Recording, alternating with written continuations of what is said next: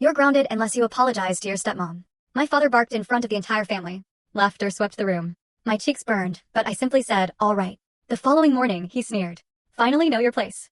Then he saw my room empty. Then family attorney stormed in, trembling. Sir, what have you done? Can you imagine being 28 years old, a grown woman, and having your own father, in front of 45 people, point his finger at you and declare you're grounded?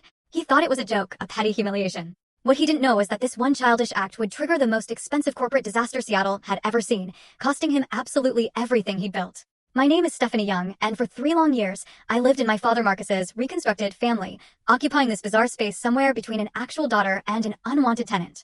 Every single month, I transferred $8,500 into their household account. That was 70% of all their expenses for a house where I was barely acknowledged. The master bedroom renovation? My money. The pool maintenance? Mine too. Even Bradley's new BMW for his 26th birthday? Oh yeah, that was my money.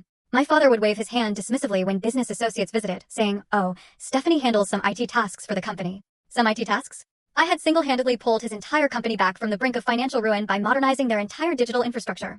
That $2 million government contract they crowed about last year? I'd written every single technical specification, staying awake for 72 hours straight just to meet the deadline. But at the celebration dinner, Marcus raised his champagne glass to Bradley, praising his vision and leadership. My stepmother, Veronica, had perfected the art of erasing me. Oh, Stephanie's around here somewhere, she'd say when guests asked, waving her manicured hand, a manicure I'd paid for, naturally. She's so quiet, you'd hardly know she exists, unlike Bradley, who's such a natural leader. The truth was, I made far more money than I let them know. My official salary from IT support was modest, sure. But the consulting work I did on weekends, those side projects they thought were just me playing with computers, those had built something truly significant, something they couldn't even begin to imagine. Every morning, I'd leave for what they assumed was my little tech job. My father's words, not mine. They never asked where exactly. Never wondered why I had a reserved parking spot in the financial district. Never questioned why James Morrison, the CEO of Meridian Holdings, had my direct number. I had learned to make myself small in that house, but some things I was learning can only be compressed so far before they explode. The breaking point began with a $2 million disaster, entirely Bradley's making. He'd promised a client impossible delivery dates without consulting anyone, then promptly vanished to Cabo for a week with his friends. When the client threatened to sue, guess who got blamed?